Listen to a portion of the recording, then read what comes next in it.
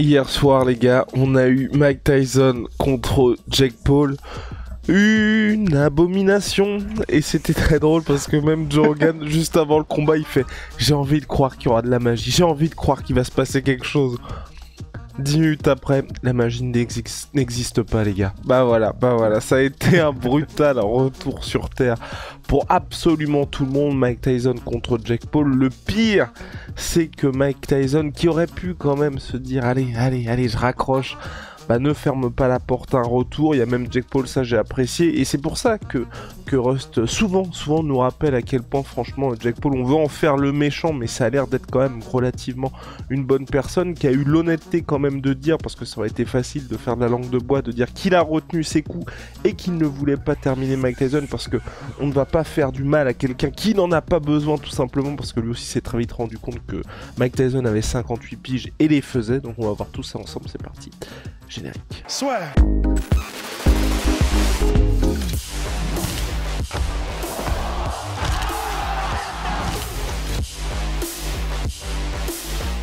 Bon bah voilà, c'est très bien pour eux financièrement, mais encore une fois, c'est pas une soirée qui va faire grandir la boxe, je pense. Ah bah ça non, c'est clair, ça va faire grandir personne, à part effectivement les comptes en banque de Mike qui a, si j'ai bien compris, pris 20 millions, et de Jake Paul qui a pris la quarantaine de millions. En fait, bah, là où ça c'est quand même problématique, c'est que c'est vrai que j'allais dire, c'est difficile maintenant de se dire qu'on va croire quand il va y avoir un combat qui va être vendu par Jake Paul, vu à quel point là, c'est beau que Jake Paul n'ait pas mis KO parce qu'il voulait pas il voulait pas frapper sur bah, grosso modo un sexagénaire, quoi, un quinquagénaire. Mais bon, octogénaire. Ouais, j'abuse. Mais en fait, ce qui est quand même chaud dans tout ça, au-delà du fait que c'est sympa de sa part et qu'au moins on n'a pas vu Mike se faire mettre KO, etc. Bon, heureusement, on n'a pas payé pour, mais enfin, les 80 000 ou les 70 000 personnes qui avaient pris leur billet, personnellement, ça m'aurait quand même vraiment fait chier de me dire ah oui, donc en fait, c'est une supercherie totale et vous, d'accord, en fait, on a payé pour un combat et tu nous dis que, bah, en fait, t'as retenu tes coups parce que tu voulais pas non plus vraiment qu'il y ait un combat. Et je pense pas que ça fasse mal à la boxe parce que je pense que personne ne prenait ça en compte comme étant quelque chose de vraiment un combat dans la boxe professionnelle, c'est-à-dire que c'était une espèce de combat de cirque un peu en parallèle. Mais enfin, c'est quand même d'une tristesse effectivement sans nom. C'était donc une supercherie. C'est-à-dire qu'en fait, maintenant, on peut dire que c'était un combat truqué, dans le sens où c'est pas que c'était truqué, dans le sens il y avait de l'enveloppe là-dessous, ils savaient qu'ils allaient perdre, on connaissait le résultat avant, mais on peut factuellement dire que c'était un combat truqué, dans le sens où il y en a un qui n'a pas combattu, qui n'a pas vraiment combattu réellement. Il y a l'autre qui est arrivé dans le combat, Mike, qui visiblement avait un genou, soit un genou éclaté ou des problèmes de santé qui ont fait qu'il était complètement HS au bout de 3 rounds et qu'il était incapable de se déplacer réellement.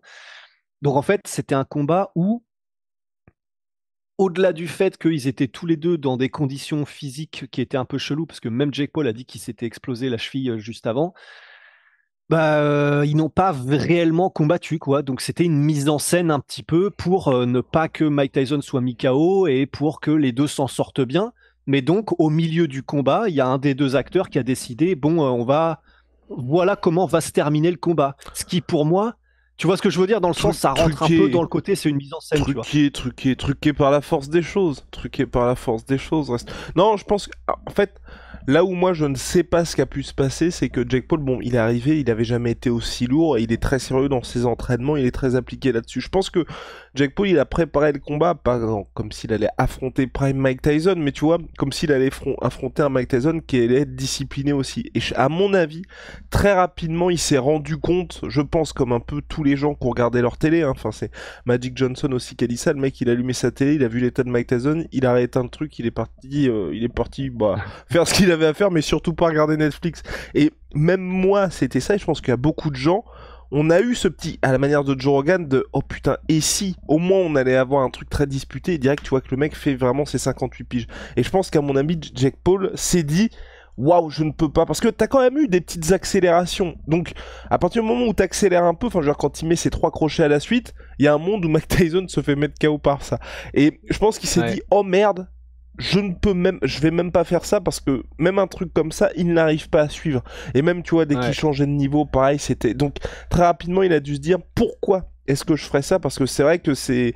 Enfin, même pour un mec comme Jake Paul, tu vois, je serais jamais dans cette situation-là avec John Jones, par exemple, mais quand tu grandis et que t'admires un gars, tu te retrouves dans une situation où tu l'affrontes. Je pense que t'as ce surplus de motivation aussi. Tu veux donner ton meilleur et tu te dis, ouah, même moi, je vais me briser. Je veux pas être ce mec qui va terminer Mike Tyson. Donc je pense que plus au fil du combat, il s'est dit, ouah, personne n'a Ouais. envie de ça, même moi. Ouais, non, c'est sûr. Bah, d'ailleurs, c'était marrant, c'est ce qui s'était passé. Je sais pas si tu te souviens, le combat Pat Barry contre Mirko Cro Cop, où c'est Pat Barry qui avait grandi en regardant Mirko Cro Cop. Les deux s'étaient affrontés dans la cage de l'UFC. Et en fait, il y a eu genre 2 knockdowns de Pat Barry, qui était un kickboxer et qui était donc 10 ans plus jeune, peut-être même plus que ça, que son idole Mirko Cro Cop, qui était un peu vieillissant à ce moment-là quand ils se sont rencontrés. À chaque fois qu'il l'a mis au tapis, il n'a pas suivi pour le terminer. À chaque fois, il a laissé Mirko Cro Cop se relever. Et finalement, Mirko Cro Cop a réussi à l'étrangler à un moment donné. Mais donc, tu sentais que grosso modo, c'était Pat Barry qui laissait gagner Mirko Cro Cop. Bah, c'est vrai que là, c'est un peu la même chose. Mais c'est vraiment.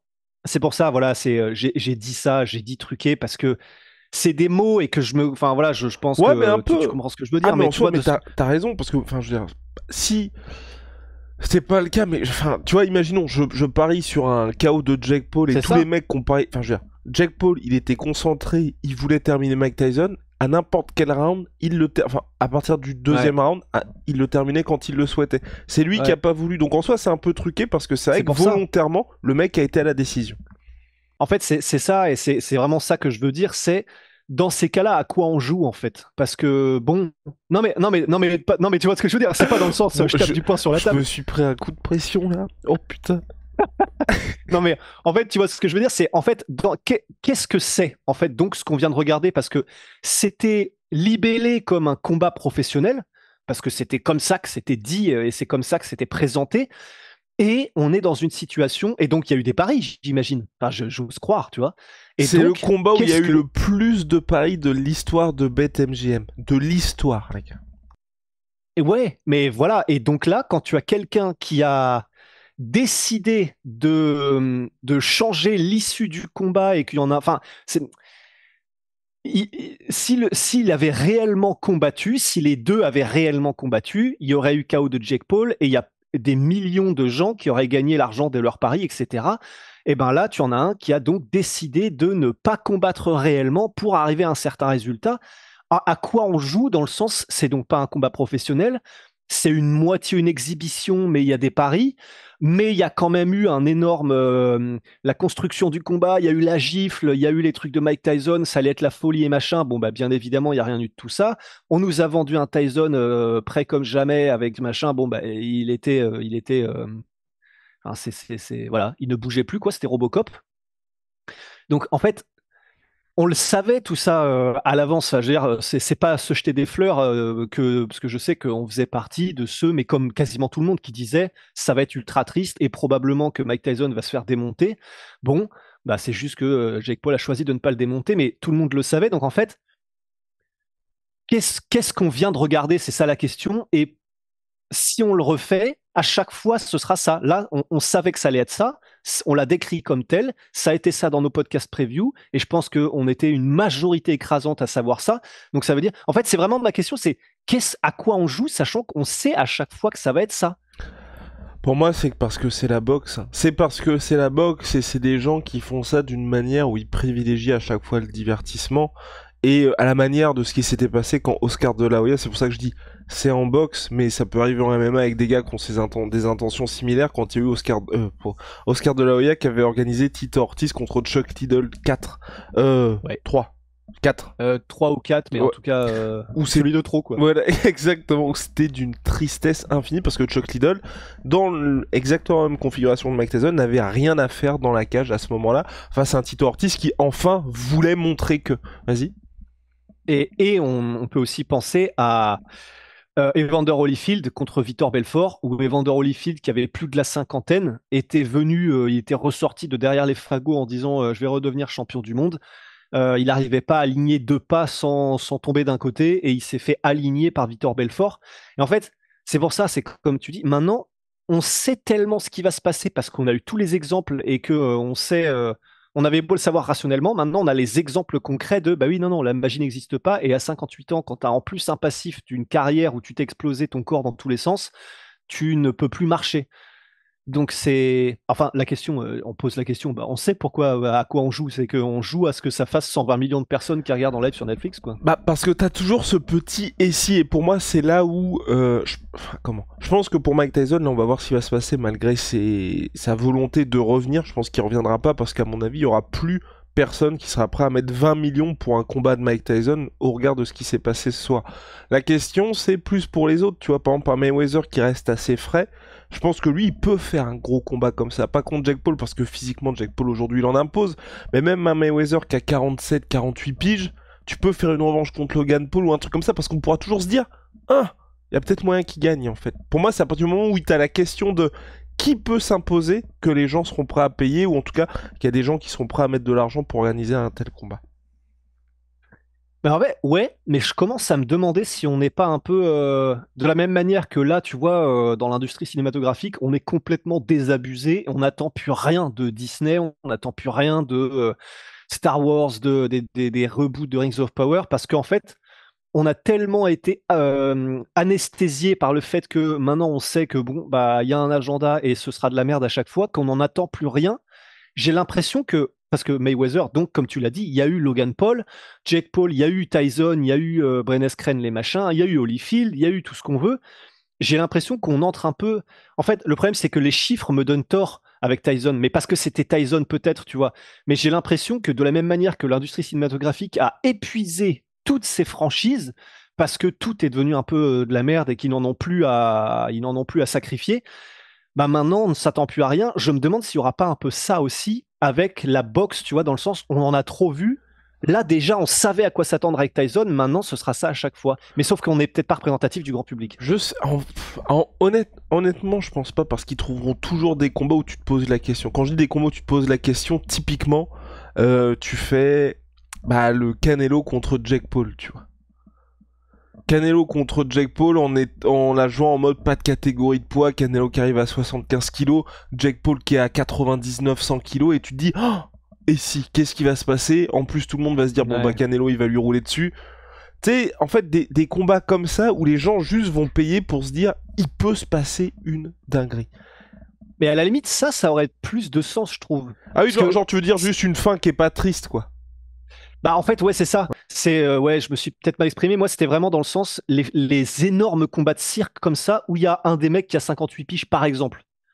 Que ce soit là ou Holyfield ou parce que même Logan Paul contre Mayweather, c'est vrai que mon exemple était peut-être pas l'idéal parce que même là il y avait une inconnue qui était Logan Paul fait 20 kilos de plus. Et puis il y avait eu match, hein. Il y avait eu match, hein. Mayweather avait gagné un petit peu et non parce que en fait moi pardon, ok d'accord c'était sur la différence d'âge, moi j'étais vraiment sûr tant que les gens se posent des questions parce que on a eu le même cas avec deux gars qui sont dans leur prime ou proches de leur prime et pas ce côté triste, mais où pareil c'était en vrai un combat de cirque et quand tu te poses et que tu réfléchis bien bah on s'est quand même un peu hypé. Cette année, c'était Francis contre Anthony Joshua, tu vois.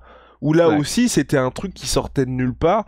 C'était vraiment que pour le divertissement. Et malheureusement, bah, on a tous eu le cœur brisé par ça. Mais pareil, si tu te posais 5 minutes et que t'étais un peu en mode, bon les gars, voilà. Bon, c'est vrai que ça restait compliqué pour Francis. Donc, c'est pour ça, moi, je pense que ça continuera d'exister. Le truc, c'est que là, pour moi, il y aura peut-être un avant-après avec tout ce qu'ils ont mis en place pour faire ce combat-là, et que on a vraiment évité le pire, dans le sens quand je dis on a évité le pire, c'est Mike Tyson, et c'était un article d'ESPN que j'avais lu, normalement, il n'y a aucun monde où il peut avoir l'autorisation d'affronter Jake Paul en professionnel, un Jake Paul qui a 31 ans de moins que lui, record battu du combat où il y a une plus grosse différence d'âge entre deux professionnels. Normalement, c'est 10-11, ils mettent 14-11. Normalement, c'est des rounds de 3 minutes. Là, c'est rounds de 2 minutes. D'habitude, c'est 10-12 rounds. Là, il y en a 8. Enfin, ils ont tout fait, en gros, pour que ce combat puisse se faire. Plus l'ulcère qu'a eu Mike Tyson il y a quelques mois. Là pareil, le mec était en fauteuil roulant. Là, pareil, il revient. Et c'était sur Netflix.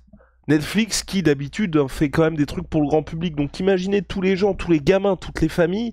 Si t'as Mike Tyson qui se prend un KO et qui reste 5 minutes, parce que c'est une possibilité à cet âge-là, mec, 5 minutes sur le ring, ça vous met une énorme clim, et je pense que tous les boss de Netflix, là, tu sais, ils ont eu des petits trucs de, oh merde, oh merde, on a peut-être fait les cons à payer 200 millions pour organiser ce fight là. Donc c'est pour ça que je me dis qu'à mon avis, pour les prochains, on n'aura plus des trucs qui partent autant en couille que ça. T'auras peut-être des Connor contre Jake Paul, des Floyd Mayweather contre, enfin, ou potentiellement ça peut se terminer en chaos de l'espace, mais c'est pas très grave pour la santé des mecs, mais pas de prendre des risques à ce point-là parce que ça peut très très mal finir, je pense.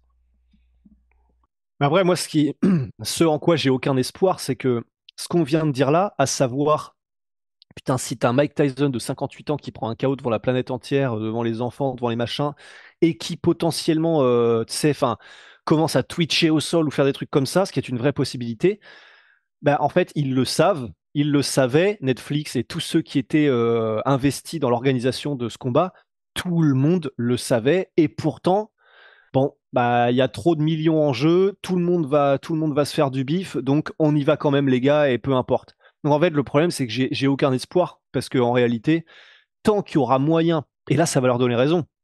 Là, ils ont fait cracher les serveurs de Netflix, ce qui est quand même, pour le coup, cocasse, parce que ça, c'est pareil. Ça, normalement, ils auraient quand même pu le voir venir, je pense. Enfin, je sais que c'est facile à dire de Alors, là en où je vrai, je suis. pense pas, hein. Je pense qu'en fait, on est sur des trucs.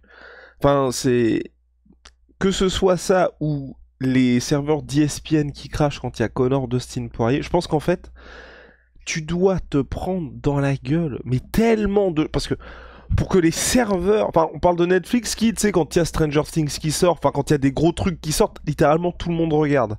Donc, je pense qu'ils ont l'habitude qu'il y ait vraiment du monde. Et à mon avis, là, même 120 millions, pour moi, c'est pas les, enfin, on verra les vrais chiffres, mais je pense que c'est vraiment un truc encore plus violent que ça.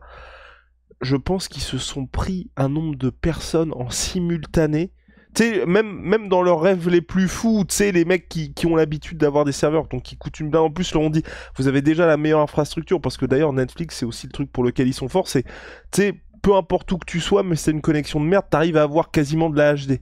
Donc là, perso, vraiment, je pense, et à la manière d'ESPN, quand il y a Connor contre Poirier, ils ont dû se prendre un truc, mais genre en 5 minutes, t'as boum, 100 mecs qui allument leur truc, enfin, 100 millions de mecs qui allument leur truc. Je pense que c'est du délire, que ça n'arrive jamais et que même eux ne pouvaient prévoir un tel engouement.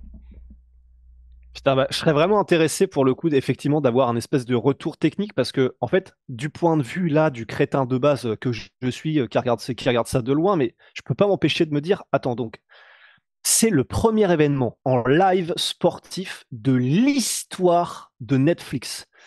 S'il y a bien un moment où il faut pas se rater et prendre, mais tu sais, c'est comme dans la sécurité dans le bâtiment, c'est tu prends des sécurités, mais de bâtard. Si tu fais un pont ou un barrage, t'imagines qu'un astéroïde va tomber dessus, limite, tu vois. Enfin, tu prends des marges de sécurité, mais d'enculé. Là, j'ai tellement une incompréhension de me dire, c'est le truc, peut-être tu sais, c'est vraiment comment on appelle ça? C'est l'embranchement peut-être qui peut décider de l'histoire de la compagnie en De ce qui concerne le live l'humanité. stream. Ouais, non, mais par rapport à Netflix, tu vois. Oui. C'est un truc qui est tellement crucial pour eux parce que tu sais, on sait qu'il y a en plus là, il y a les négociations qui arrivent avec l'UFC.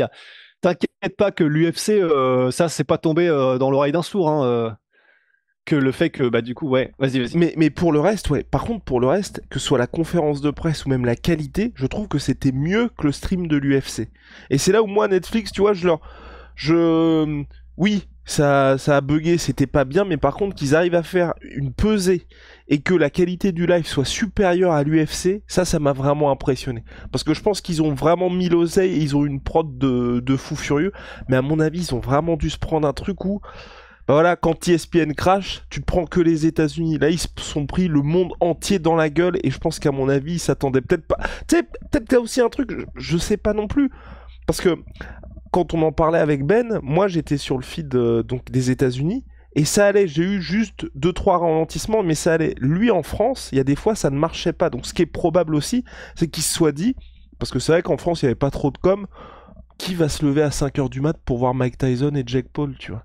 Parce que les mecs Mais ne moi, j'ai viennent pas vu, du sport.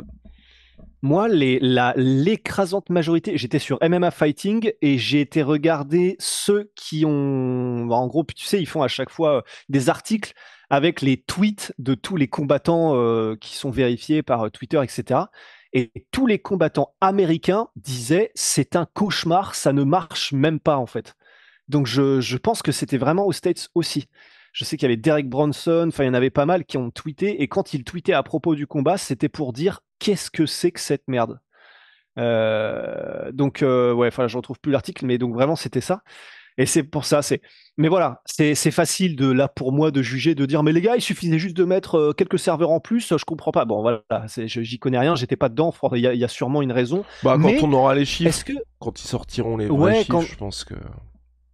ouais, mais parce que et puis même pour le bail de ESPN, c'est avec Ben qu'on avait discuté de ça. Je sais plus. Il y a quelqu'un qui est ultra chaud dans les intranets et dans les trucs comme ça et qui avait un peu une connaissance du bordel, qui nous disait que même ESPN, et c'est la raison pour laquelle que ce soit ESPN ou ESPN Plus, la manière dont c'est fait, etc., que l'UFC en avait un peu ras-le-bol, c'était que justement, ils faisaient pas les meilleurs trucs et ils n'utilisaient pas les meilleurs trucs pour ce qui était des retransmissions en direct, etc. Je sais pas si c'est le cas pour Netflix, ça m'étonnerait. J'ai tellement de mal, mais c'est pour ça que je suis dans l'incompréhension, j'ai tellement de mal à me dire que Netflix, pour leur première, qui va décider de l'avenir de toutes leurs négociations avec la F1, avec les machins, parce que c'est là qu'ils veulent aller, que pour leur premier spectacle en direct devant des centaines de millions de personnes, ils n'aient pas pris la marge de sécurité maximum. Je ne comprends pas. Ou Je- peut-être que c'est pas encore possible technologiquement de faire un truc qui accueille 150 millions de Peut-être, personnes en c'est même temps, j'en peut-être sais la rien, chose, mais parce que ce que je me dis, c'est qu'ESPN, c'est aussi via le stream et via Internet. Donc t'as peut-être ce truc-là aussi, où c'est vrai que quand tu passes par Internet, peut-être que t'as cette limite-là. J'ai aucune idée du truc, mais de se dire, enfin, pour moi, ce que ESPN et Netflix crachent, enfin, c'est Disney ou c'est Netflix, donc littéralement les deux plus gros groupes de divertissement au monde, c'est que quand tu te prends, enfin, tu dois avoir un truc quand il y a en instantané un certain nombre de millions de personnes qui cliquent sur le même bouton, tu dois devoir ouais, qui est peut-être encaisser pas le truc gérable. soit c'est pas gérable, soit c'est très difficilement gérable. Mais en tout cas, voilà, pour notre petite analyse du combat Tyson-Jake Paul, on est assez triste. On va voir ce qui va se passer pour la suite. Mike, profite de ta retraite. Reste chez toi tranquillement, tu fais des petites apparitions co, mais voilà, là c'est terminé. Même, tu vois, j'ai même pas envie de voir, tu sais, à un moment donné, qui est tombé sur moi à l'eau aussi, comme la plupart des projets de Mike Tyson, malheureusement, même quand c'est des bons trucs, parce que tu vois, son podcast, il y en a plus. Et tu sais, quand il était revenu Ah contre ouais, Roy Jones, il voulait faire une ligue de boxeurs, mais un peu à la ouais. retraite. Et je me disais, à la limite, faire un truc comme ça, parce que c'est vrai que, honnêtement, Roy Jones contre Mike Tyson, c'était pas triste. Tu vois, on était tous là, tu ressortais juste, ça avait cartonné en pay-per-view, ils avaient fait 1,3 million, et on ressortait juste en mode, bah ça fait plaisir de revoir Mike, Roy Jones, il est toujours là, bon bah c'est parti. Mais même là, aujourd'hui, l'état dans lequel il était, j'ai pas envie de le revoir, à moins. Le seul truc, c'est vous faites une batterie de tests de fou furieux et les mecs sont obligés de se plier à ça avant de boxer. Le problème, c'est, on Ouais. sait bien, c'est que pour avoir, si la commission athlétique du Texas a mis ce combat-là en officiel, dès qu'il y aura un peu d'oseille potentiellement, ils passeront les tests sans trop de problèmes. Oui, oui. Les mecs pourront arriver à cloche-pied et avec un œil en moins, ils se débrouilleront pour faire passer les tests et t'inquiète tranquille, allez faire les millions dont je prends ce pourcentage, tu vois. Voilà. Bah c'est ça, c'est ça le problème. Ah, Mais enfin. ouais. Par contre, très beau combat. Juste, j'étais dégoûté par le résultat. Amanda Serrano, Cathy Taylor 2. Franchement, c'était un vrai beau combat de boxe. Les meufs, elles sont envoyées. Et ça, pour le coup, je trouve, c'est vraiment bravo à Jake Paul parce que donc c'est le promoteur de Serrano. Et je trouve que c'est très bien de mettre ça en common event parce que jamais personne n'aurait regardé ça à grande échelle. Et c'était la meilleure pub pour la boxe féminine, mais vraiment. Parce que la qualité Ouais. du fight, enfin, les meufs, elles ont envoyé, mais salement, de bout en bout. Enfin, c'était vraiment top. Là où de temps en temps, vous voyez, il y a des sur les cartes UFC, ils mettent des combats de meufs, c'est horrible. Là, c'était le meilleur truc possible. Et je pense qu'il y a aucune personne, à part le résultat qui pour moi est scandaleux parce que c'est Serrano qui gagne, il y a aucune personne qui a regardé le combat qui a fait ah merde, ça fait chier. Non, franchement, c'était bien. Et ce que j'ai apprécié aussi, c'est qu'il n'y avait pas trop de pauses que ça par rapport à beaucoup d'événements de boxe où ils étirent. Là, comme il n'y avait pas de pay-per-view, je pense que Netflix était dans une situation où bah t'as pas à convertir 2-3 personnes en plus. Bien évidemment, il y a les abonnements, mais c'est un petit peu différent comme business model.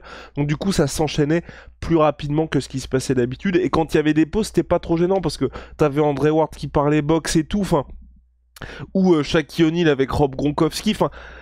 Ils arrivaient à mettre des trucs où t'es pas en train de te dire, oh les gars, littéralement là j'en ai rien à foutre passer au combat. On est dans cette situation-là, mais c'est pas par exemple comme c'était quoi Francis contre Tyson Fury où t'as 20 minutes de concert dont personne n'a rien à foutre, tout simplement. Mais pitié, arrêtons ça. Quoi. Arrêtons. Mais ça. Mais les trucs de boxe là, vraiment, Turki El Alchik, merci d'avoir redonné à la boxe des combats que tout le monde veut voir, etc. Mais s'il te plaît, Turki, comme tu nous écoutes, bien sûr, d'Arabie Saoudite, on n'en peut plus. Personne n'aime ça. Hein. Les concerts de 1 heure entre le co-main event et le main event. Mais c'est que personne n'est là pour ça en fait.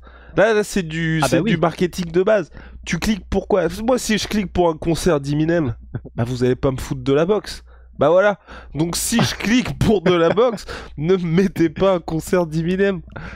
Ouais. Surtout quand c'est au moment où on t'annonce des heures auxquelles va être le combat. Et l'heure à laquelle tu arrives pour le combat, c'est l'heure à laquelle commence le concert. Et surtout pour nous qui nous levons en pleine nuit pour voir ça. Quoique, bon là c'était l'Arabie Saoudite, donc c'était plutôt vers minuit, 1 heure du mat. Mais ah non, ça, mais vraiment c'est infâme et infernal. Et ça, il faut arrêter. Hein. Ça, il faut vraiment arrêter. Hein. Plus jamais. Jamais. Contrairement... Mais attends, et juste... Oh putain, t'allais faire un super shout-out en plus. Contrairement à MyProtein, je disais, mais bon, mais vas-y. Oui, vas-y. Et comme ça, après, je renverrai. Oui. Je disais, contrairement à MyProtein, qui eux sont toujours là, et puis surtout les moins 40% avec le code la sueur qui font là aussi plaisir. C'est dispo sur leur site. Et donc, tu voulais dire? Tu l'estimes à combien le prix de l'événement? Si on compte les salaires, donc déjà, on part d'un événement qui est à 60 millions. Qui coûte le 40 millions de Jake Paul et 20 millions de Non, Tyson. je pense qu'ils ont payé 150 millions à mon avis Netflix, et en gros j'avais lu un article aussi là-dessus, je crois que c'était dans The Athletic ou dans Joe Pompliano, qui est très intéressant en gros à partir du changement de business model de Netflix. En gros il expliquait pourquoi est-ce que Netflix, qui de base avait dit on n'ira pas dans le sport parce qu'on est dans le business de gagner de l'argent, parce que les droits coûtent une blinde et tout, et pourquoi ils ont évolué, bah c'est qu'en gros quand Netflix fait un film, généralement de merde, ça coûte 150 millions. Alors que quand ils font un truc de sport comme ça, tu sais que ça va délivrer. Quand je dis tu sais que ça va délivrer, bah tu sais que les mecs vont être présents, t'as pas tous les retards, toutes les négociations. Tu payes 150 millions pour un truc où les gens sont obligés de regarder parce que c'est du live. Une fois que t'as ça, tu as les archives et basta, on n'en parle plus. Et c'est pour ça qu'ils ont aussi acheté les droits de la WWE et le match de Noël en NFL, parce que pareil, match de Noël, ils payent 150 millions, mais tu sais que tu payes 150 millions, t'as les deux matchs, t'as les équipes qui seront présentes, il n'y a pas de truc qui va se mettre, qui va faire que tu vas être obligé de changer la date, que machin, que les gens vont pas être contents, parce que c'est une promesse de match, donc tu sais quel match il va y avoir, t'as pas non plus de mauvaises... Enfin, les mauvaises reviews, elles viennent après, mais tu vois, t'as pas de truc qui va te faire dire que, ah putain, un nouveau film d'Adam Sandler, ça va être éclaté. Non, là, les gens viennent pour une proposition, tu sais exactement ce que t'achètes, et pour Netflix, c'est vrai que ça, aujourd'hui, entre investir dans des films qui vont être un petit peu moyens, et où les gens qui vont juste regarder et se dire, bon bah c'était un énième film Netflix un peu éclaté, là t'as un truc qui cartonne, et au-delà de ça, c'est que je crois maintenant il y a un tiers des abonnés, un tiers ou un quart des abonnés qui ont pris l'abonnement Netflix avec les publicités. Et quand vous faites du sport, les publicités, c'est extrêmement important. Et c'est pour ça qu'avec ce changement aussi de modèle économique en termes d'abonnement avec la pub, ça a de plus en plus de sens pour Netflix de faire des événements sportifs, parce que t'es devant ta télé, t'as la pub qui est hyper ciblée pour toi, tu peux faire des super passerelles avec d'autres plateformes internet, puisqu'en plus t'es en direct sur le web, t'as juste à cliquer, on te renvoie vers le site. Enfin bref, ils sont vraiment en train de construire tout un truc où leur système avec les pubs qui s'affichent va avoir du sens pour les abonnés. Donc c'est pour ça qu'on risque de voir de plus en plus de sport en direct sur Netflix. Putain, mais ça, ce truc-là, sur mon abonnement Amazon, là, c'était la dernière fois que j'avais vu ça, donc je sais plus quand c'était. C'est vrai que ça fout un seum incroyable, ça, de payer mensuellement un abonnement, et là ils ont fait des bails où maintenant t'as quand même de la pub quand tu payes ton putain d'abonnement. Ça vraiment, ça m'avait mis une somme de ouf. Hein. Bah surtout comment, à différence de Netflix, tu sais, t'as des paliers, t'as le palier avec pub, palier sans pub et palier HD, donc là t'acceptes la pub. Amazon, je trouve ça un peu abusé, je crois que Disney+, ils font ça aussi, et pire encore, je trouve, pour Disney+, parce que Disney+, c'est pas à revérifier, parce que je sais plus exactement combien je paye, mais c'est quand même assez cher. Amazon, je trouve qu'Amazon Prime, tu vois, t'as la livraison gratos, et c'est pas si cher que ça. Mais ça fout quand même un peu le seum, tu vois, d'être sur une plateforme où, en plus, tu te prends la pub. Et je sais pas, ils mettent de la pub, ou parce que la dernière fois que j'avais regardé Prime, j'ai l'impression qu'ils mettaient de la pub que pour leur série à eux, non? Ou c'est de la pub? je sais. Ce dont je me souviens, c'est que c'était sur un épisode de 40 minutes et qu'il y avait eu au minimum 2 interludes de pub. Ah, pendant l'épisode. Oh, pardon, Ah oui, parce que oui, moi, oui, oui, c'était oui. avant. Donc, ah, ça, c'est différent. Ah oui, pendant, c'est abusé Ah, parce que pendant. tu te mets à voir la télé et ça, c'est abusé. C'est vraiment abusé. Ouais. Ah, mais c'est ça en fait, c'était insupportable. Et du coup, bah, on s'était dit, bah, en fait, ouais, d'accord, donc on paye un abonnement, on a de la pub en plein milieu, et donc en fait, à quoi ça sert? Bah, ça sert à ce que du coup, si tu veux un petit peu mieux que ça, tu prends l'abonnement au-dessus. Mais Ah vraiment, oui, ce t'avais le bail truc de. au-dessus. Ok, si t'as le truc au-dessus, ça me choque un peu moins. Moi, ce qui m'avait saoulé, c'était au moment où Netflix, je crois qu'il s'était fait un peu prendre des grosses basses. Enfin, il s'est pas parce que je sais pas, je crois que c'est 6 balles, non, Amazon Prime. Genre, je sais pas combien c'est. Je sais- Euh, c'est, ouais, je sais plus combien, je sais Faudra plus combien je regarder. paye Mais parce par que mois, vu tout ce qu'ils offrent, tu vois, c'est pour moi c'était comme quand nous à la belle époque avec Russ, quand il y avait les débuts de Netflix et tout, ça coûtait tellement rien. Ils pouvaient pas rester à des prix comme ça vu tout ce que t'as. Bah, c'est sûr, mais là, c'est ce qui fait chier quand même, c'est que j'avais pris Amazon Prime et au début, c'était incroyable parce que tu avais un catalogue du coup qui était quand même assez original et tu avais zéro pub. Et c'est vraiment en fait, ce qui fait chier, c'est un peu, tu sais, comme le prix des princes où en fait, ah oui, d'accord, ils sont restés au même prix, mais en fait, ils sont plus petits et t'en as moins, tu sais. Et en fait, c'est ce côté, tu te fais enculer, mais tout le temps. Et là, t'as commencé à prendre Amazon Prime en achetant le truc qui te coûtait, je sais pas, bah, mettons que c'était 6 euros par mois et t'avais rien. Et un an plus tard, parce que bah, le monde a changé, mon petit, en fait, ouais, c'est le même prix, mais par contre, maintenant, on te remet les pubs et va te Mais faire foutre, oui, tu vois. mais c'est Et pour c'est ça. vraiment ce côté-là qui était. Et c'est pour ça que moi, la place de toutes ces marques-là, ce que je ferais, c'est que pour les clients comme ça qui étaient là depuis le début, tu leur laisses le même prix. Ou en tout Ouais. cas, tu montes peut-être, mais tu leur mets les avantages supérieurs pour quand même récompenser notre fidélité. Et oui, non, et puis pour Netflix, non, c'était le truc où ils s'étaient fait épingler, tu sais, à un moment, ils intégraient carrément les pubs dans les séries. Je crois qu'ils le font plus trop. Tu sais, où tu vas voir un passage où juste n'importe quoi, tu regardes House of Cards, tu vois, et t'as le mec qui fait, qui va boire, très bonne Budweiser. Et Oh putain, ouais, ils ont fait il y a ça! un moment, ils avaient fait des trucs comme ça. Et je Oh. sais plus pour quelle série, mais il s'était vraiment fait démonter parce que c'était abusé, parce que c'était vraiment en mode pub, mais enfin pas du tout subtil. J'allais dire subtil à la et encore c'est pas très très subtil à la James Bond avec les bières Heineken. Ou bon, quand tu vois que Daniel Craig il boit ses trucs, il y a bien, tu sais, il boit comme personne ne boit son truc. T'es en mode comme si j'étais en mode.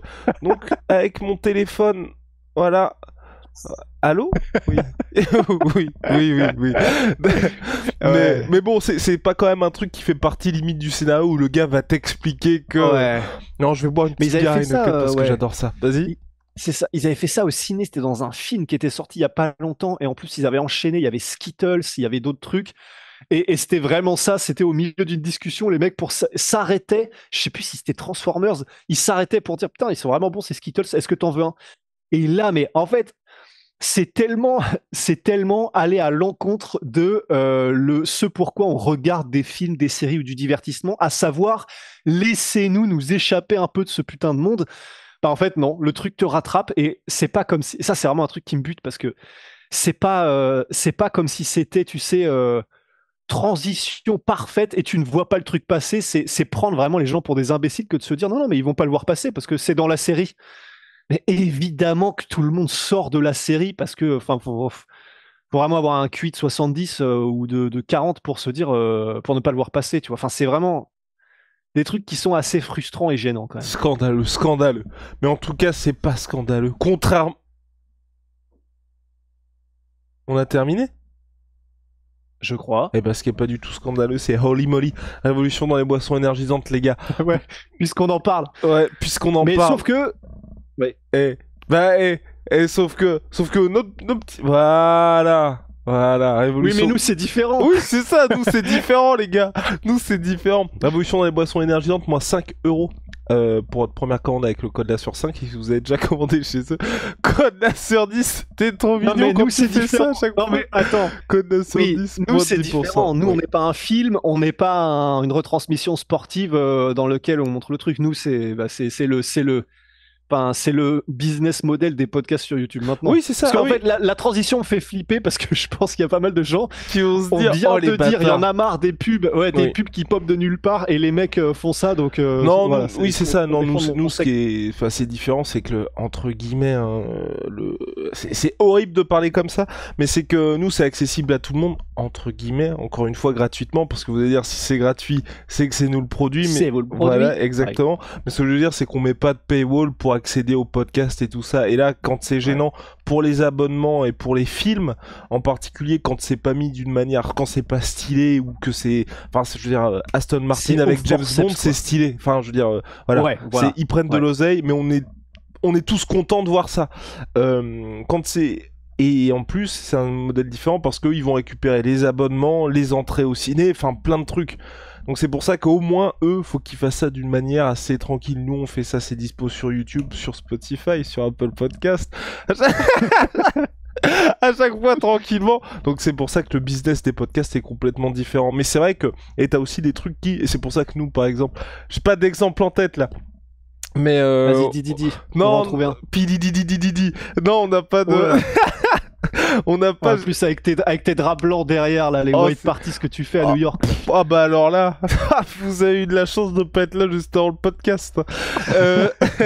Non, j'avais pas d'exemple en particulier, mais c'est vrai que de toute façon, on le voit tout de suite dans les films quand c'est un truc horrible, parce que tu peux aussi. En fait, pour moi, il y a pub, et c'est pour ça que nous avec Rust, on dit souvent que l'UFC ils sont trop forts, c'est que eux en plus quand ils font des pubs, ça va être stylé en fait.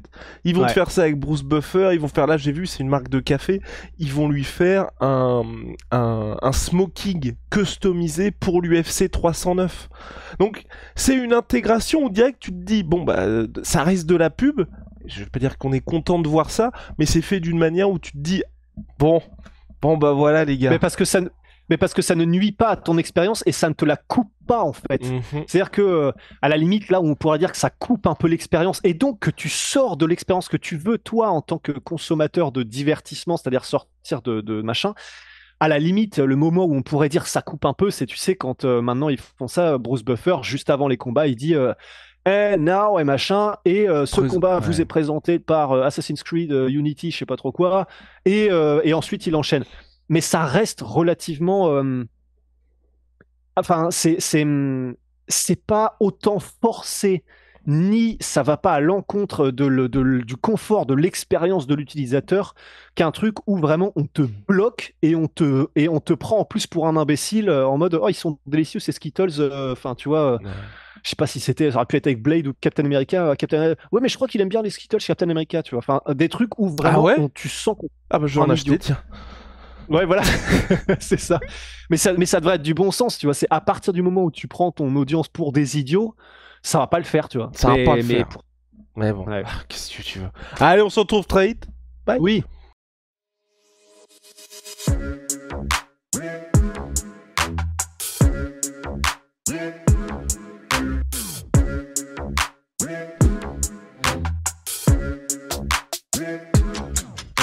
I'm fucking coming for you!